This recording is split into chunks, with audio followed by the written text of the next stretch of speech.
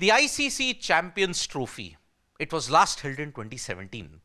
With so much of cricket going on in the world, it might be very easy for you to forget. What is the ICC Champions Trophy? After 8 long years, this tournament comes back. Perhaps it can give ODIs a bit more relevancy at this stage because it's the format that is struggling. You just have a World Cup. This, if you look at it, the ICC Champions Trophy was conceptualized as the mini World Cup. Top 8 teams, minus the minnows, whoever makes it through the rankings, they would do well in the Champions Trophy. And it was a success starting from 1998 onwards. But with the arrival of the T20 format, plus the IPL, plus Test cricket getting far more precedence with the World Test Championship, how could you squeeze in a Champions Trophy? But this tournament has got a very rich history. It was a novel idea. The ICC thought, let us hold it in non-test playing nations. And that is why, if you look at it, the first major edition of the ICC Champions Trophy, at that time it was known as the knockout event. It was held in Bangladesh.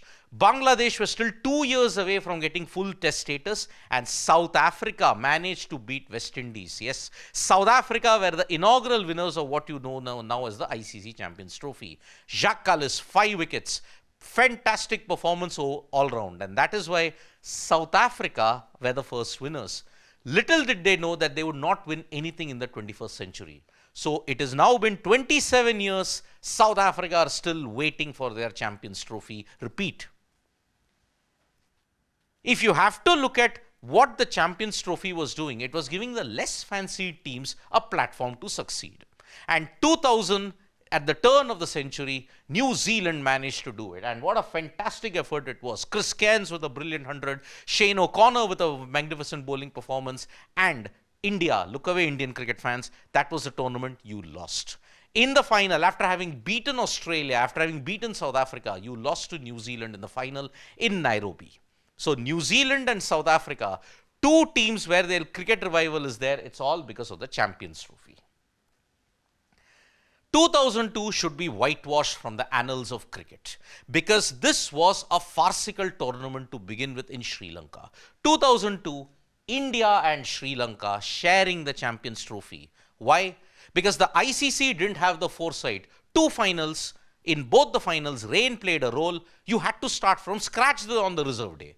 If they had resumed at that point in time from where they left off, you would have had a winner.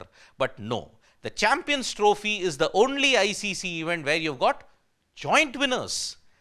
Hope the ICC would have realized that in 2019. England and New Zealand also, by that logic, should have been given joint winners. But no foresight, no thinking. ICC decided both teams should share the trophy.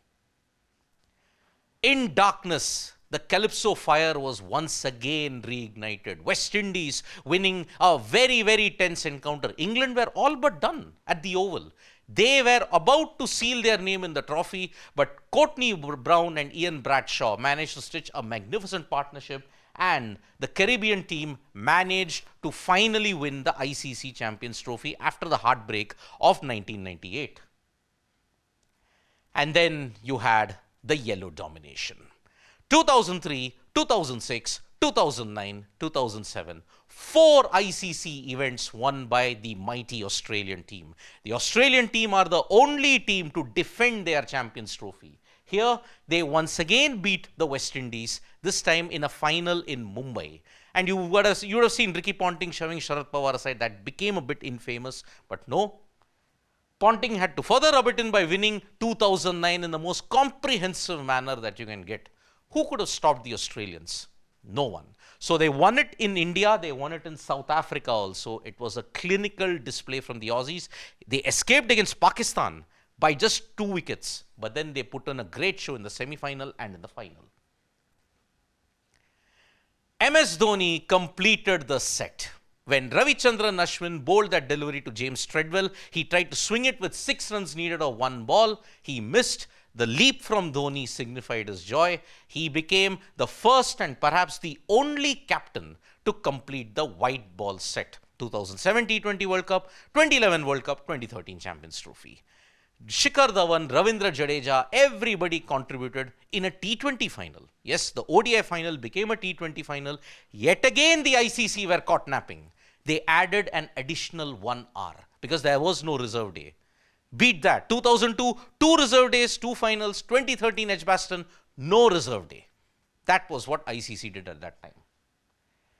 If India had won, Pakistan couldn't be left far behind. You thought Kudrat ka Nizam was evident in 2022.